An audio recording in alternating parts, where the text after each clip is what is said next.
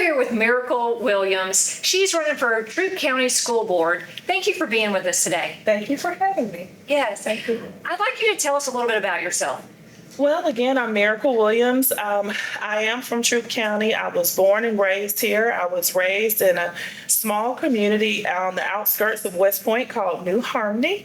It's a very small community, very family oriented. I went to school here in Troup County. I went to West Point Elementary, Whitesville Road Middle School, Troup High School. I'm currently a nurse practitioner.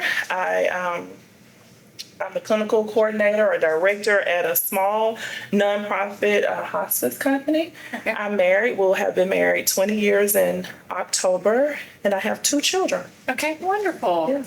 So tell me what encouraged you to run for office? So education has always been a big part of my life. It has been my mode of transportation to getting to me to where I am today. And so I wanted to be able to have a stronger voice and be a part of that process of what will help our children have the very best education, the experiences that I had as a child growing up, to try to help them get to whatever place they would like to get to with the tools and resources made available to them. And so that was one of the things that kind of encouraged me. Also, I have 2 children who are in the school system, so nobody's going to fight for my kids like I'm going to fight for them. And so this fight is not only for my kids, but it's also for every child in this district. What is your opinion on our school system? Do you believe our school system is capable of world-class education and excellence? And how do we get there? Absolutely, our school system is capable of world-class education. We have so many examples. I'll use myself.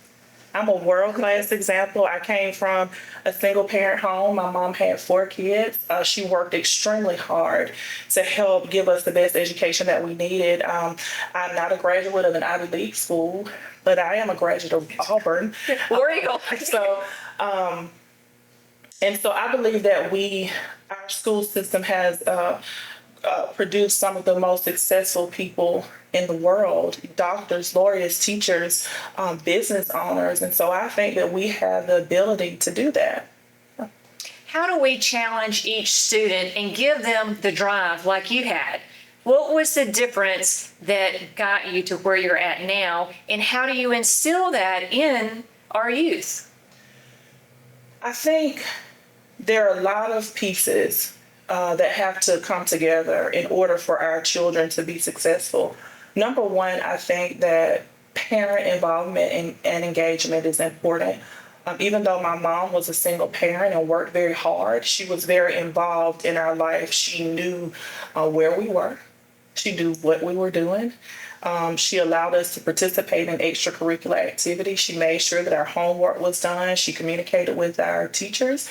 So I think it takes parents. I think it takes good, strong teachers who have a heart and a desire to teach kids, to help them learn and grow. I think it takes a community to do that too, those official stakeholders and those who are non-official. So our school board, our business partners, our churches, I think that that all of those entities pulled together can make a strong student. Do you think that there needs to be collaboration between Troup County government, the city of Hogansville, West Point, LaGrange, the Economic Development Authority, and with the Troup County school system? Do you think there needs to be structured collaboration? I hear that they talk to each other. City council member may call, or development manager may call the superintendent. Do you think that there needs to be more structure in collaboration between them? I think that anything that is structured and has a good foundation is strong, and it can survive and it can thrive. So I'm not sure of the collaboration now, but as a board member, I would like to see collaboration. I would like to see strong collaboration. I don't think that we can have a strong school system without collaboration. It's kind of like me as a practitioner, a nurse.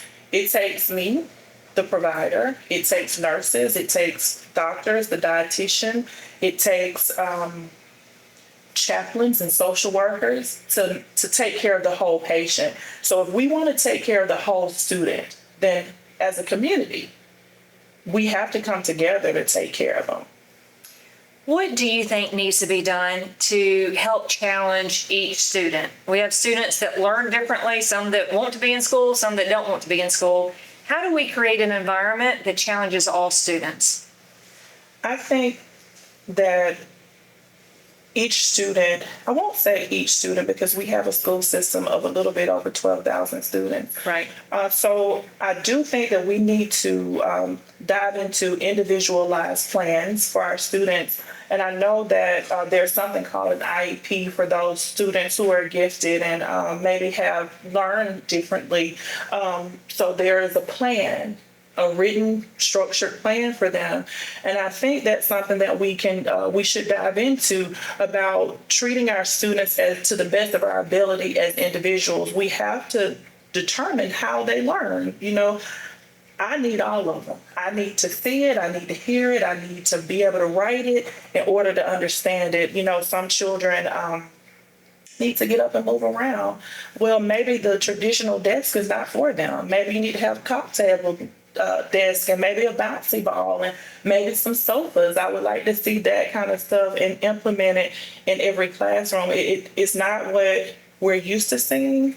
I think that I think all of our motives are the same for our children to have good educations. I think that we need to somewhat change our techniques on that. So same motive, but different techniques. Okay, great. What is your position on charter schools? Do you think that charter schools should be investigated for Troup County? I would say that I think we should be open-minded. I'll have to kind of, I would like to maybe talk with you about that a little bit later because I don't necessarily know a lot about charter schools. What I will say is that I do know that charter schools are an entity of public schools, just maybe not in the same building or same section. I'm a proponent of public schools. Public schools has been my foundation. It's been my foundation and it was a strong foundation. My children are products and members of public schools, and not only do they survive, they thrive in the public school system. So I would say that I think that we should use our resources to, whether those are financial resources, to make sure that we allocate those resources in the appropriate places so that our public school system can thrive. Okay, great. So you are open to creating environments for different types of learning within the public school system, not necessarily funding an additional charter school. Absolutely. Okay, wonderful. What do you see as the biggest challenge facing Troup County school system? I was talking with my husband the other day about, I remember being a member of 4-H. And 4-H was a huge thing for us. We had a lot of fun. We learned a lot. And I'm not sure, I know that 4-H is still around. I'm not sure how involved students are, but I would love to see programs like that really come back into play. I think that literacy is a huge thing of our children learning to read. Children begin to read between kindergarten and third grade. And then after third grade, children read to learn. And so I would like to kind of dive into helping our children become better readers and not only learning to read, but to comprehend what they read. I would also like to see a greater focus on mental health. Our children, they suffer with so many issues. And I've seen that in the medical field where, children come into the office and, they're struggling for all different kind of reasons, grief, loss, unstable homes. And so those are some areas I think that if we can tap into those, then we can have a stronger school system. Right. I'm going to change subjects a little bit and go to our property taxes. 4 to 5 years ago, there was a push to eliminate the property taxes for seniors, for the school portion of the property taxes. Mm-hmm. It ended up being reduced for those most economically challenged seniors. Okay. And there's still been some push to eliminate it completely. If senior tax was eliminated completely now, the school system budget, it would damage our school system if it was eliminated immediately.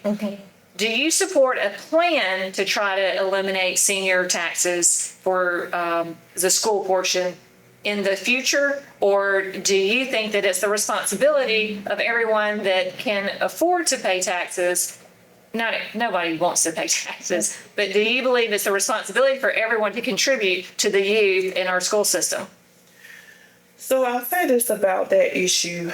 To be honest with you, I don't know enough about this issue to really speak intelligently about it. I would like the opportunity to talk to some members of the community, especially those who will be affected. You know, we talk about seniors and if they should have this tax relief or not. That can be seen from a lot of different ways. And so I would like the opportunity maybe to talk with some people of our community to kind of see how they feel about it. And I think that can give me perspective on it. I'm not an elderly person who may be on a fixed income or, you know, someone who may not be and have the ability to pay. But I would love to hear their perspective on it. In 2018, Troup County School System started performing exit interviews for teachers that were leaving the school system. Would you be a proponent for Troup County School System to have exit interviews for families that are leaving the school system that are staying local but choosing to homeschool, go to private school, or leave to go to Heard County schools? I think that could be could be good, you know, to have an exit interview as a director and manager. We have an onboarding process and we have an exiting process. And so during the exit process, it gives you the opportunity to talk with parents or the students or employees to ask different questions. Why are you leaving? What can we do better? You know, sometimes that can be a hard conversation to have because you may not get the answer that you want, but if you want to be better, then you want that information. You know, that helps us to be accountable. It helps us to be responsible. Right. Well, Miracle, I really appreciate you being with us today. I want you to take a minute and tell the public why they should vote for you for the school board. Thank you, Kendall, for having me. It's been great to be here. So again, thank you all for having me. I've been a part of this community for 42 years. This community has been great to me. This school system has been extraordinary to me. As a student, I've been privileged to go through every stage of being a student here, and I've been afforded so many opportunities. And I am an example. I'm a living, walking, breathing example of what our students can be. Where you can be faced with adversity, you can come from a single parent home, you can struggle in lots of different areas, but I am a witness and a living example of what you can be, and I would love the opportunity to give back to this community and give back to our students and our families those same resources that were given to me. Oh, wonderful. Thank you so much, Miracle. Again, I look forward to hearing more from you. Thank you.